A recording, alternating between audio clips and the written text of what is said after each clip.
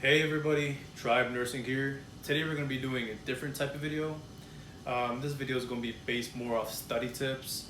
You know, in nursing school I've always been asked, how do I study? How do I prepare for my exams? And to tell the truth, nursing school is a beast of its own.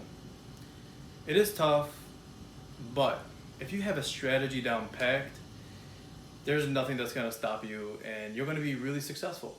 So in this video, I'm going to show you 7 steps on how I prepared for my nursing exams.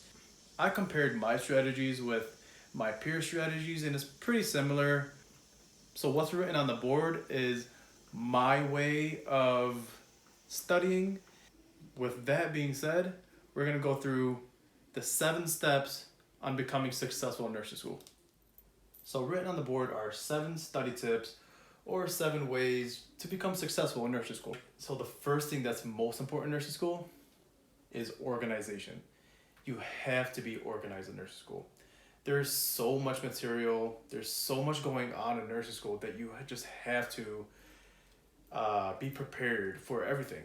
So nursing school throws clinicals at you, you have skills lab, you have skills demo, you have exams, you know, you have to study, you know. So what I do as far as being organized, I buy myself a simple planner. I download all of my syllabi and go through all of the important dates that's in that syllabus and write it down in my planner. I go through each class and do that. It typically takes a couple hours to do, but it's so worth doing. And also putting into your planner, you know, exam dates, clinical days, skill days. When you are organized in nursing school, it makes a tremendous difference. The great thing about a plan is that you already know what needs to be done and what needs to be accomplished for that day.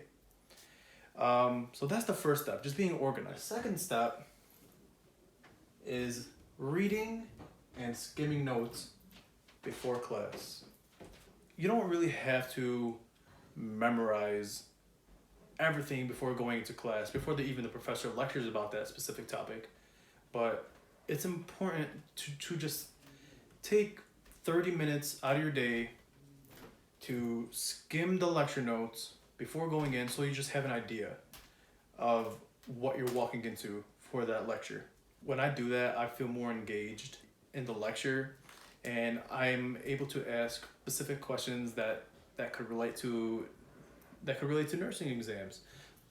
So that's just a great way to be prepared for your nursing exams. So the third tip is recording the lectures. So I would always ask the professor to record the lectures first. Typically, it's not that much of a big deal. They may ask you to delete it at the end of the semester, which is no biggie. You can just go ahead and delete that lecture at the end of the semester. But the reason why recording the lecture is so important is because there's so much information that's missed during lecture that you're unable to write down. The benefit of recording the professor's lecture is that you get to go back to the entire section of the lecture, re-listen to it and write down everything that you missed. There were so many times that I've missed specific things that the professor has said. Recording the professor's lectures are so important. You're able to go back, listen to that lecture, and write down things that you've missed in class. I highly recommend getting an iPad, especially if you're planning on going to nursing school. It's significant. It's a huge difference from lecture, like printing out lecture notes and using the iPad. Before, how I used to do it is print out my lecture notes, just write things down on my paper and record on my phone. But negative aspect about that is that sometimes it's very difficult to go back to the exact moment where the professor is speaking about that subject. Sometimes you have to waste time just looking for that exact moment where the professor says something. By using an iPad, it makes a world of a difference. So if you're a new student going into nursing school, I highly recommend getting an iPad and using the app Notability. So the fourth study tip that I can give you is, after you recorded the lecture and you went back through all the material, wrote everything down, now it's time to make a study sheet or note cards. So what I do personally, I make note cards.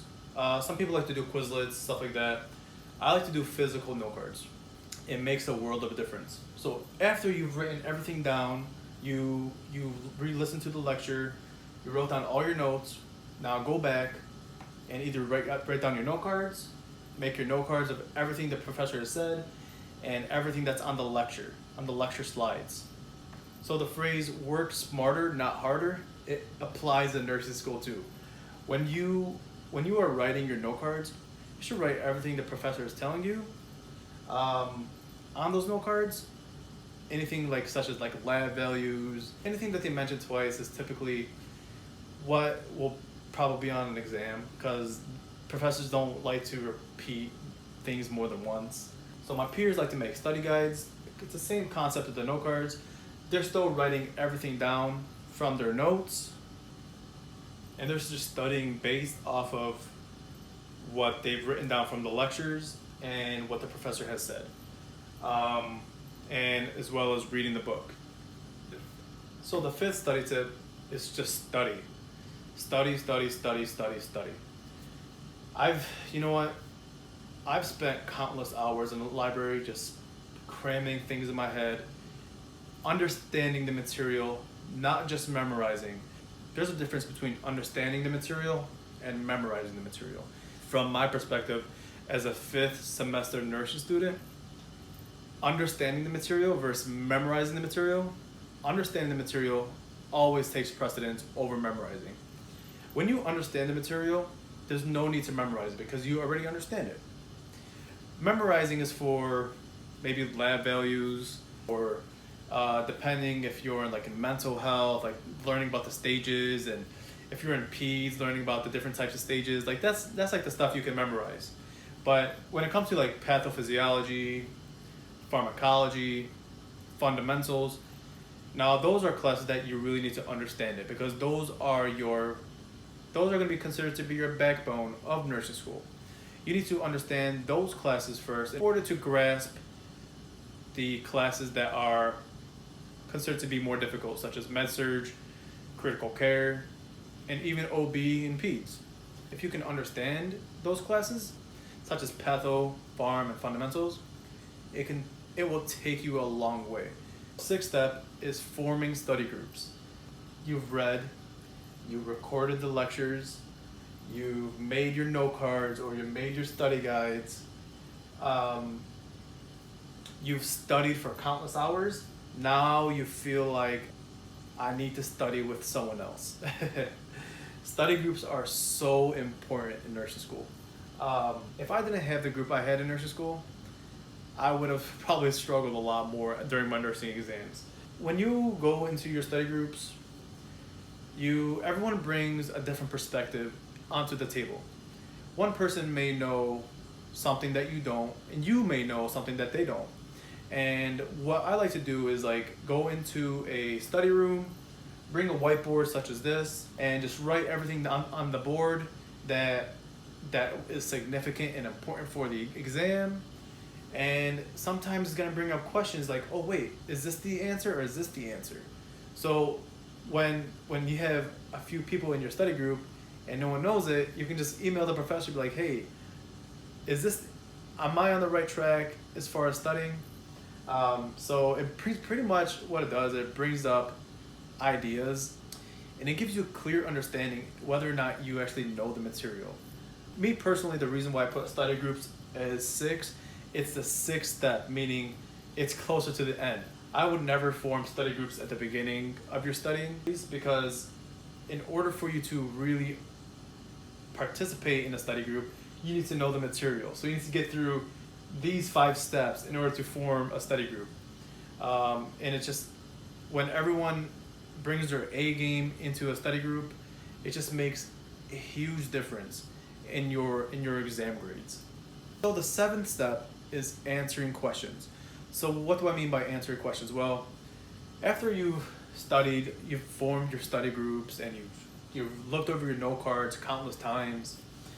It's time for you to answer questions, such as doing UWorld questions, for example. UWorld is NCLEX style questions. So by you answering questions, it's putting you into exam mode. So you are ready to go into the exam. Now that you've felt comfortable doing so many questions and you've understood it, now you will feel more comfortable answering those questions because you've already done countless numbers of questions. The most important part of answering questions is reading the rationale. By reading the rationale, it makes an enormous difference. Sometimes if you really don't understand a topic, for example, UWorld will explain the answer. It makes a huge difference in your studying. By me repeating these 7 steps over and over and over for each of my exams, I honestly could say that it has made a tremendous difference in regards to my exam grades. Everything in nursing school is considered to be repetition. Once you have that strategy down, you feel 10 times more confident going into the exam, getting the grade that you want, and moving on. So these are the 7 steps on becoming successful in nursing school. If you have any questions, please comment below. If you want me to cover anything else in nursing school, please let me know. I will make videos for that. And if you haven't subscribed already, please subscribe, share the video, like it. And with that being said, thank you for watching.